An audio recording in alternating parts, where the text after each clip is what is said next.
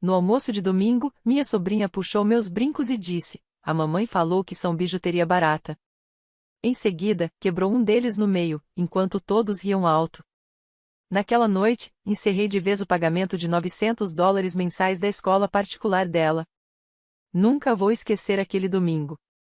Era um daqueles dias de fim de verão mais pesados do que deveriam ser, como se até o ar soubesse que algo estava errado. Minha irmã Amanda tinha insistido que todos almoçássemos juntos, dizendo que já estava mais do que na hora. A ideia era comemorar as notas da filha, todas as em uma escola particular pela qual eu pagava mensalmente $900. Não é ostentação, é fato. Amanda não trabalha em tempo integral há 4 anos, e o ex-marido, pelo que ouvi, vendia TVs usadas de um caminhão em Reno. Então, sim, eu pagava em silêncio todo mês porque não queria que Savannah fosse limitada pelas escolhas da mãe. Ela é inteligente, talentosa até.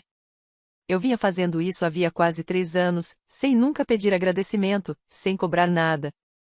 Só queria que tivesse uma chance. O almoço deveria ser uma celebração, mas virou uma emboscada familiar. Começou pela comida. Amanda serviu lasanha congelada como se fosse um banquete sofisticado, e minha mãe trouxe uma garrafa de vinho comprada em promoção, já pela metade quando chegou. Meu padrasto, Glenn, estava na 3ª cerveja antes mesmo do pão de alho ir à mesa. Tudo parecia forçado demais. Amanda sorria sem motivo, como se tentasse nos distrair de algo que ainda não sabíamos.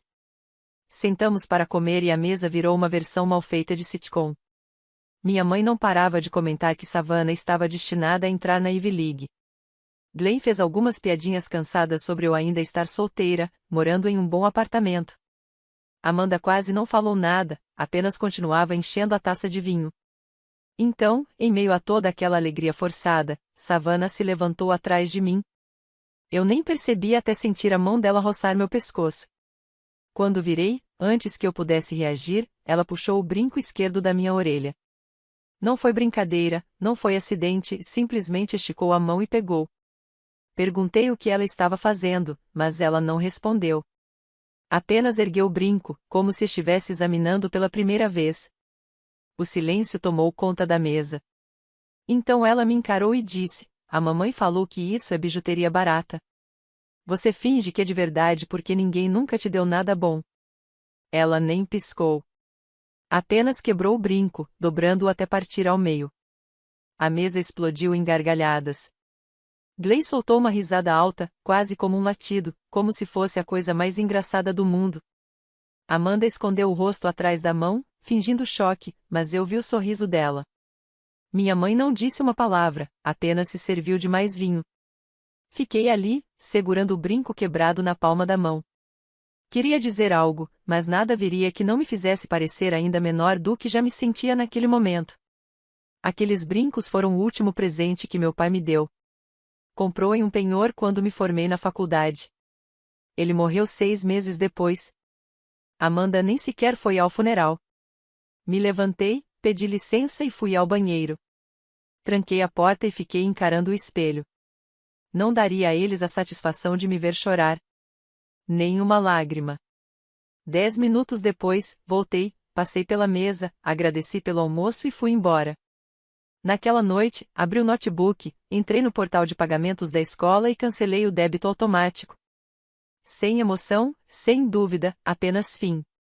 Em seguida, enviei uma única mensagem para Amanda: "Você acabou de perder os $900 mensais, para sempre." Ela não respondeu. Nem naquela noite, nem no dia seguinte. Mas eu sabia que tinha lido. E eu sabia que as consequências viriam. Eles achavam que eu era a carteira da qual podiam tirar e tirar até não restar nada.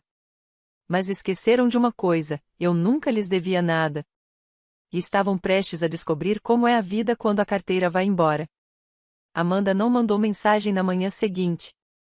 Nenhum pedido de desculpa, nenhuma explicação. Eu não esperava, mas parte de mim ainda tinha a esperança de que ela ao menos reconhecesse o que tinha acontecido. Em vez disso, na noite de segunda-feira, meu celular começou a pipocar, mas não por causa dela. Primeiro foi minha mãe: "Você precisa parar com essa besteira. Savannah é só uma criança. Ela não fez por mal." Depois, outra mensagem: Como se estivesse montando um argumento: você vai mesmo tirar a educação dela por causa de um brinco? Em nenhum momento ela perguntou se eu estava bem. Em nenhum momento mencionou que Savannah havia quebrado algo que tinha pertencido ao meu pai. Não respondi. Li cada palavra, fiz print e guardei em uma pasta que criei no celular. Justificativa, um lembrete para o meu futuro caso eu algum dia amolecesse. Depois veio Glenn, e daí? Vai arruinar o futuro dela só porque seus sentimentos foram feridos? Cresça. Essa me fez rir alto. Glenn, que nunca deu um centavo para o aluguel da Amanda nem para a escola das crianças, de repente tinha muito a dizer sobre as minhas responsabilidades. Então permaneci em silêncio. Na terça de manhã, Amanda finalmente quebrou o silêncio com uma única palavra: sério. Só isso.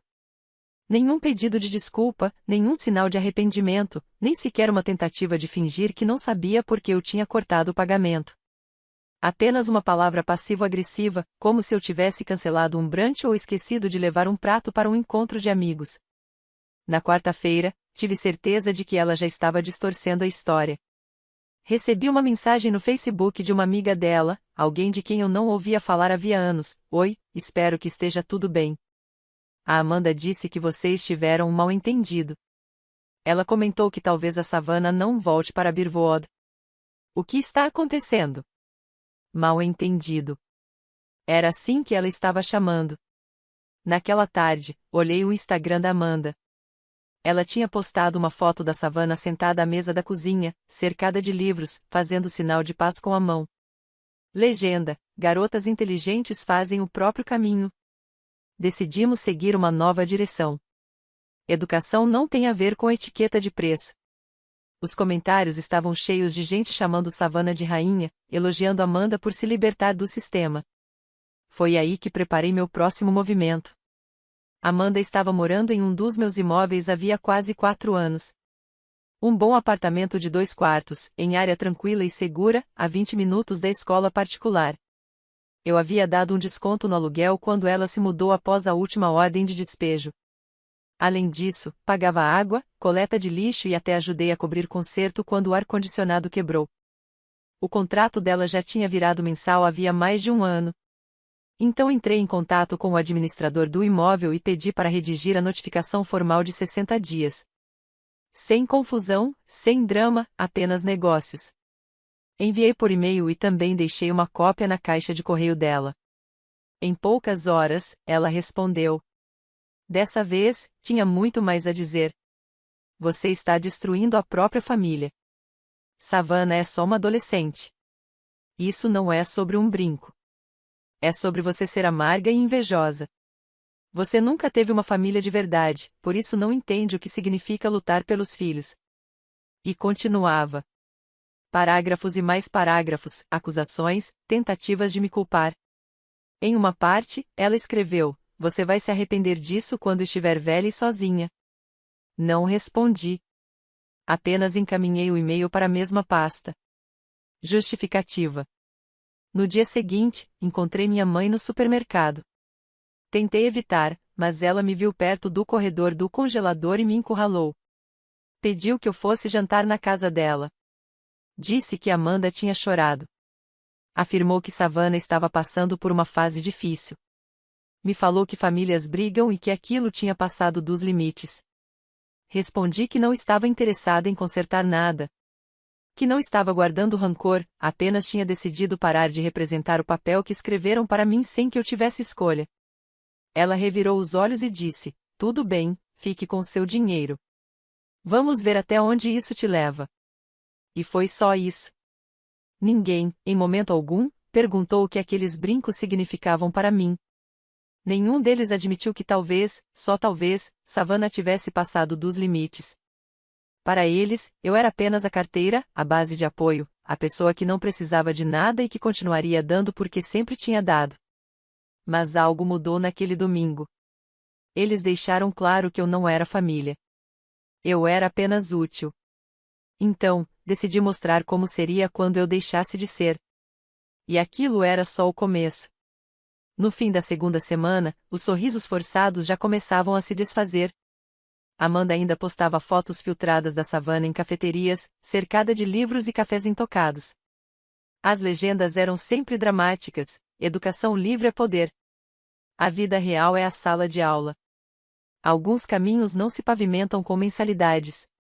Como se tivesse inventado uma forma revolucionária de criar a filha. Mas, nos bastidores, ela estava se debatendo. Não ouvi dela, claro. Mas começaram a chegar ligações de pessoas com quem eu mal falava. Uma mulher para quem Amanda já tinha trabalhado como babá entrou em contato perguntando se eu sabia que ela estava pensando em fazer o homeschooling, mas precisava de ajuda com material. Outra pessoa, uma ex-colega minha que era amiga da vizinha da Amanda, contou que tinha visto Savana chorando na varanda à tarde da noite, enquanto Amanda gritava ao telefone dentro de casa. Então aconteceu algo que eu jamais esperava. Savana me ligou. Não foi mensagem, não foi recado na caixa postal, uma ligação de verdade. Era 11h30 da noite quando o nome dela apareceu na tela do meu celular. Eu hesitei, mas atendi. Ela não começou com um alô. Disse: eu não queria quebrar. Eu não sabia que eram de verdade. Eu não sabia que importavam. A voz dela estava baixa, trêmula. Contou que Amanda tinha dito que os brincos eram baratos. Que, se ela me provocasse com aquilo, chamaria minha atenção.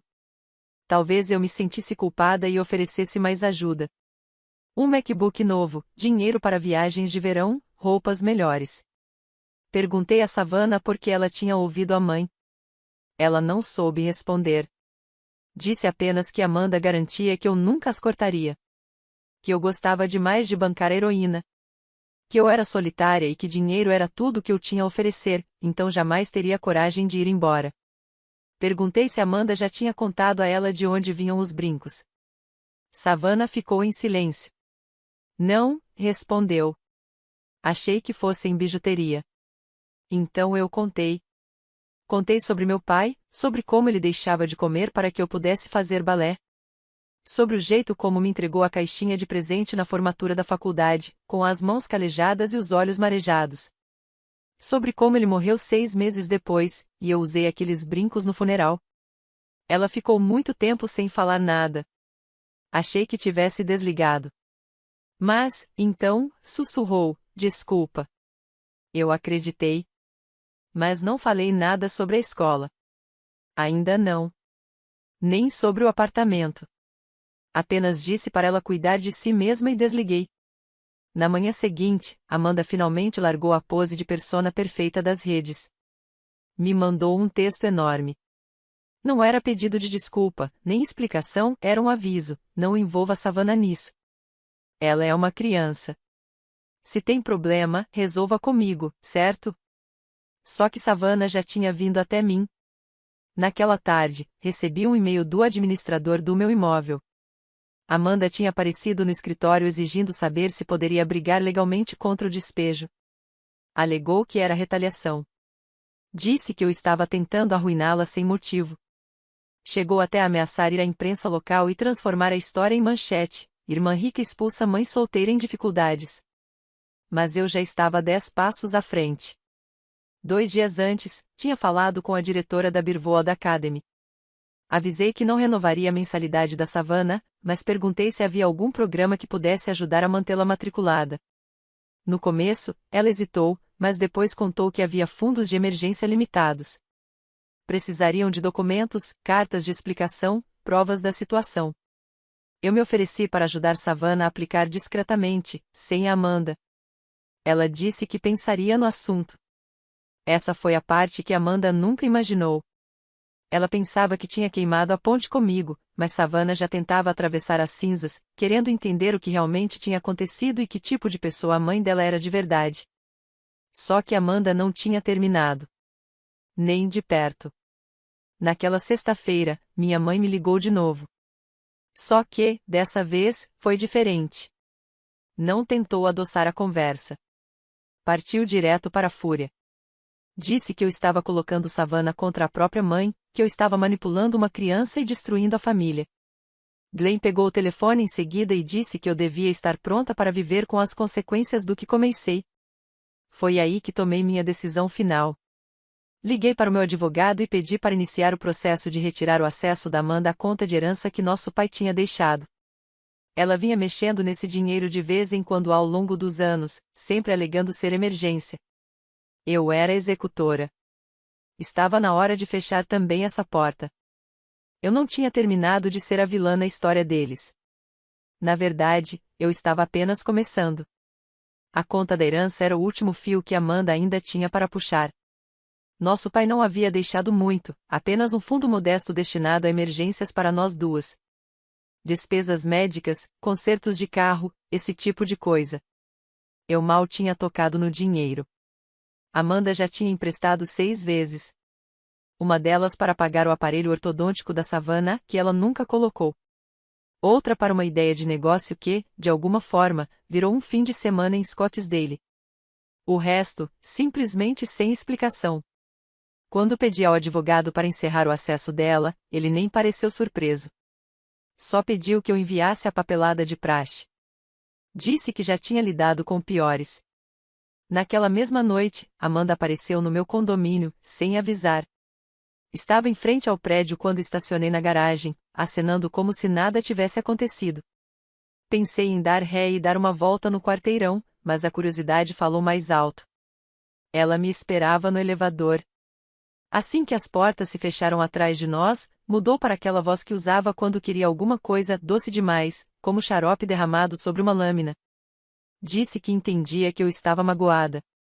Que Savannah estava passando por uma fase, só estava descontando, que não quis dizer nada daquilo.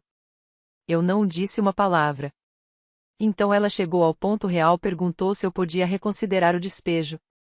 Pediu 6 meses a mais, talvez até 3. Disse que só precisava de tempo para colocar as coisas em ordem. Perguntei exatamente o que ela planejava colocar em ordem. Ela não respondeu. Apenas sorriu.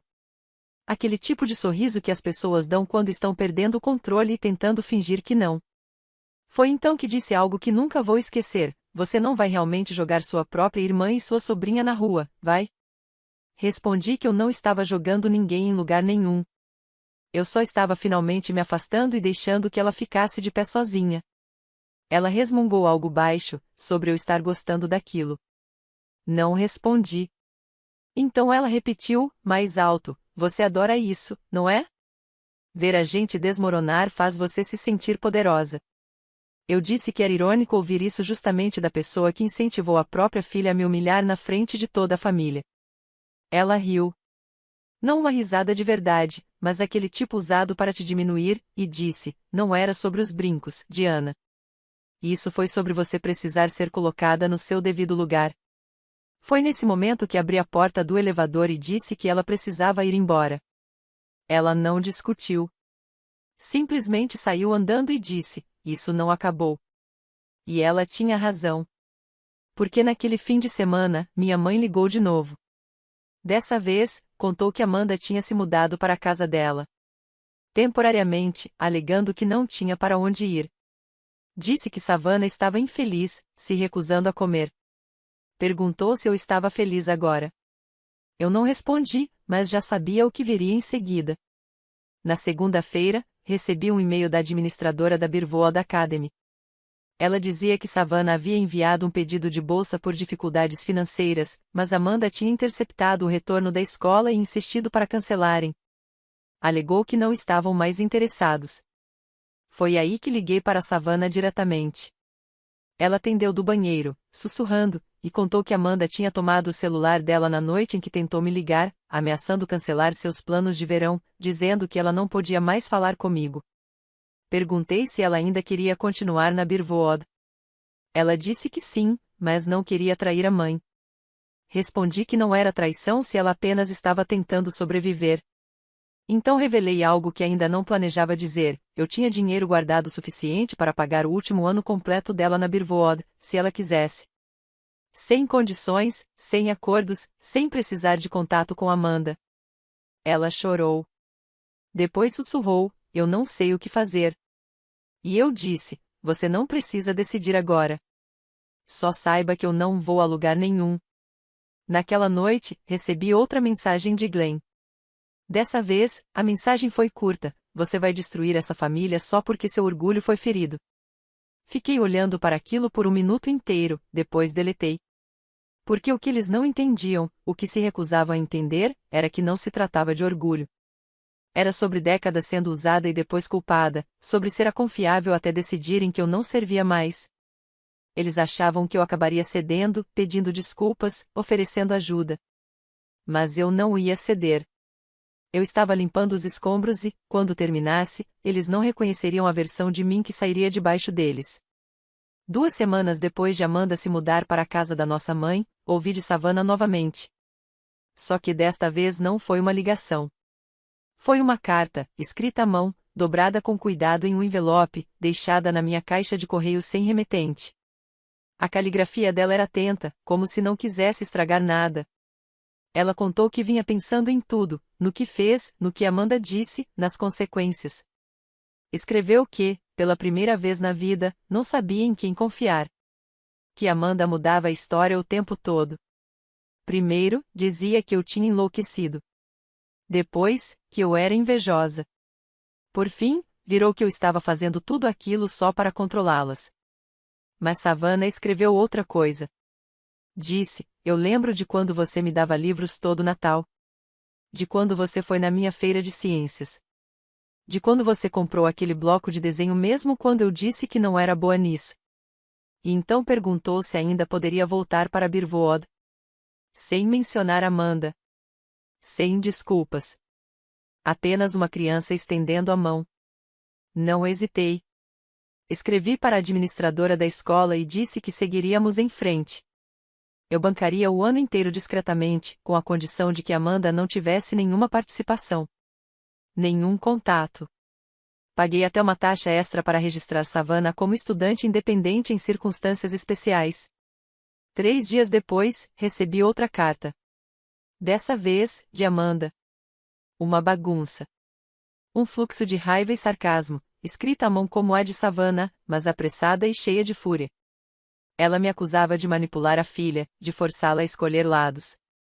Dizia que eu era uma mulher sem família tentando roubar a de outra pessoa. A última frase dizia, você não passa de uma carteira rancorosa. Não respondi, porque nessa altura outra coisa tinha acontecido. Minha mãe me ligou chorando. Não eram lágrimas dramáticas, performáticas. Eram reais. Eu podia ouvir na voz dela. Disse que Amanda e Glenn tinham brigado feio, gritando no meio da garagem.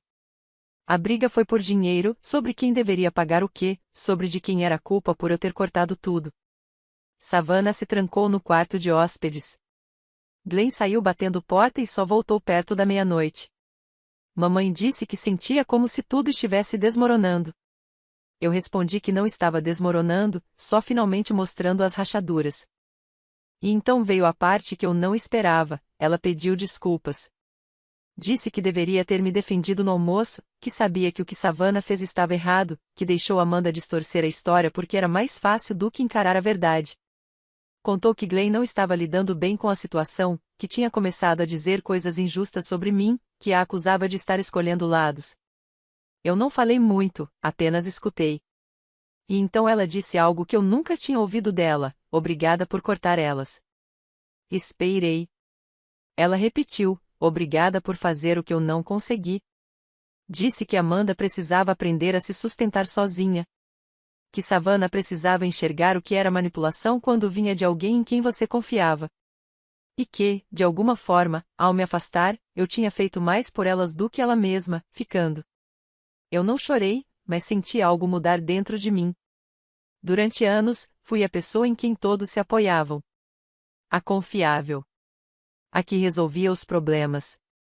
E quando finalmente me defendi, todos agiram como se fosse um ataque.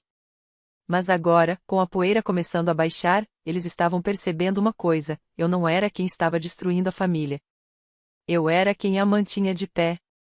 E sem mim, a verdade finalmente estava sendo forçada a aparecer. Mas ainda faltava a última parte, porque Glenn ainda achava que podia falar de mim como se eu devesse algo a eles. Eu tinha uma última coisa a dizer a ele. Glenn nunca vinha direto. Nunca. Sempre preferia comentários de lado, jogados em grupos de família, altos o bastante para ferir, baixos o bastante para negar depois. Dessa vez, foi num churrasco. Um daqueles encontros de vizinhança em que mamãe culpava todo mundo até ir. Eu não planejava comparecer, mas Savannah tinha me pedido diretamente, em outra carta escrita à mão, que fosse, só para não piorar as coisas. Então eu fui. O quintal estava cheio de cadeiras de plástico, cachorros quentes mornos, e a playlist horrível do Glenn tocando de fundo. Amanda ficou do outro lado, de óculos escuros, fingindo que eu não estava lá. Savannah passou quase todo o tempo ao meu lado, sem falar muito, mas presente, observando. Foi no meio de uma conversa sobre absolutamente nada que Glenn soltou. Bom, nem todos nós podemos ser como a Diana. Sem filhos, sem parceiro, nada a perder. As palavras ficaram no ar como fumaça. Algumas pessoas riram sem graça. Alguém se mexeu na cadeira. Minha mãe congelou. Eu me levantei completamente. Sem gritar, sem cena. Olhei direto para Glenn e disse: na verdade, eu tenho algo a perder. Minha paciência. E ela acabou. Depois me virei para minha mãe, agradeci pelo convite, beijei Savannah na testa e fui embora. Não voltei. No dia seguinte, entrei com a papelada para cortar oficialmente qualquer acesso de Amanda a tudo que estivesse ligado a mim, contas conjuntas, contatos compartilhados, qualquer coisa. Troquei as fechaduras do meu imóvel antes de entregar para um novo inquilino. Enviei ao meu advogado as cópias finais de tudo. Mas a parte que realmente selou tudo foi uma carta que escrevi para minha mãe. Nela, disse que a amava, que entendia a confusão em que ela tinha se deixado prender, que a perdoava por não me proteger quando eu era a que estava sendo usada. Mas também deixei claro, eu tinha acabado com o papel de consertar a família. Sem mais feriados, sem mais aniversários, sem mais fingimento. Ela respondeu. Não de imediato, mas respondeu. Disse que entendia, que lamentava não ter percebido antes. E então escreveu algo que ficou comigo: às vezes, quem finalmente diz não é quem mais amou por mais tempo. Quanto a Savannah, ela voltou para Birwood no outono, em silêncio, sem Amanda saber como estava sendo pago. Mantivemos nosso acordo. Ela ainda me manda cartas todo mês. Cheias de pequenos detalhes, desenhos, anotações sobre as aulas, fotos de projetos em que está trabalhando. A última terminou assim: obrigada por me ensinar a me defender. Nunca vou esquecer. Não vi Amanda desde aquele churrasco. Ouvi por alguém que ela está com dificuldades. Foi negada em 2 novas locações. Glenn saiu da história. Minha mãe disse que elas mal se falam, mas eu não pergunto, não procuro saber. Porque o que eles nunca entenderam é que eu não estava tirando nada deles. Eu só finalmente parei de dar. E no silêncio que se seguiu, eles ouviram o som de suas próprias vidas sem o meu apoio ecoando de volta. É isso que acontece quando se confunde gentileza com fraqueza. Uma hora, lembram de quem manteve as luzes acesas. E nunca esquecem o momento em que essas luzes se apagaram.